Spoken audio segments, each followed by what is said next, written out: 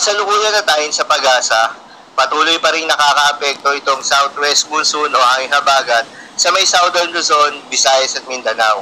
Dahil dito makakaranas pa rin ang tuloy-tuloy na pagbugso ng mga pagulan.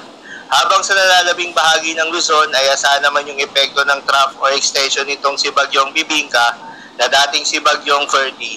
Kaya naman asahan yung maulap na kalangitan na may kalat-kalat na mga pagulan na thunderstorms. Samantala yung bagyo na binabantayan ng pag-asa na si Bagyong Ferdy ay nakalabas na nga ng Philippine Area of Responsibility kaninang madaling araw.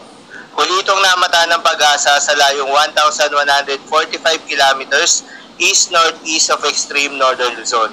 Taglay ang lakas ng hangin na umaabot sa 85 kilometers per hour malapit sa gitna at pagbugso na umaabot sa 105 kilometers per hour.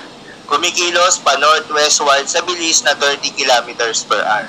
Ayon sa forecast track, inaasahan na kikilos itong si Bagyong Bibingka na dating si Bagyong Ferdy pa northwestward patungong China.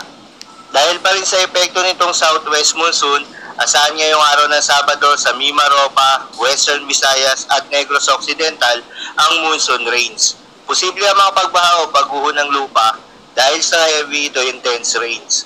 Habang sa Bicol Region at dalalabing bahagi ng Negros Island Region, asahan naman ang occasional rains na dulot rin ng southwest monsoon. Posible rin ang mga pagbaha o pagguho ng lupa dahil sa katamtaman hanggang sa malalakas na mga pagulan. Para naman sa Metro Manila, nalalabing bahagi ng Visayas, Zamboanga Peninsula, Balm, Soc-Sargent, Caraga, Northern Mindanao, Calabarzon, Zambales at Bataan ay asahan naman yung maulap na kalangitan na may kalat-kalat na mga pagulan at thunderstorms. Dulot pa rin yan ng southwest monsoon.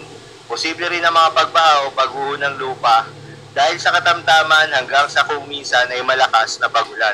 Habang sa nalalabing bahagi ng Mindanao ay asahan naman yung bahagyang maulap hanggang sa maulap na kalangitan na may kalat-kalat na mga pagulan o thunderstorms. Dulot pa rin yan ng southwest monsoon. Posible rin ang mga pagbaha o pagguho ng lupa during severe thunderstorms.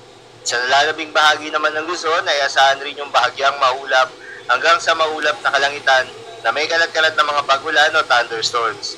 Dulot naman yan ng trough nitong si Bagyong Bibingka. Posible rin ang mga pagbaha o pagguho ng lupa during severe thunderstorms. Dahil dito, pinag-iingat pa rin yung mga kababayan natin sa mga posibleng banta ng pagbaha at pagguho ng lupa. Para naman sa magiging lagay ng mga dagat baybayin, ayon sa pag-asa ay wala nang nakataas na gale warning sa anumang seaboards ng ating bansa. Ngunit pinag-iingat pa rin yung mga kababayan nating mangingisda at yung may mga maliliit na sasakyang pandagat na papalaot dahil inaasahan pa rin yung slight to moderate na mga pag-alon. So, inamok po para sa lagay ng panahon ngayong araw ng Sabado.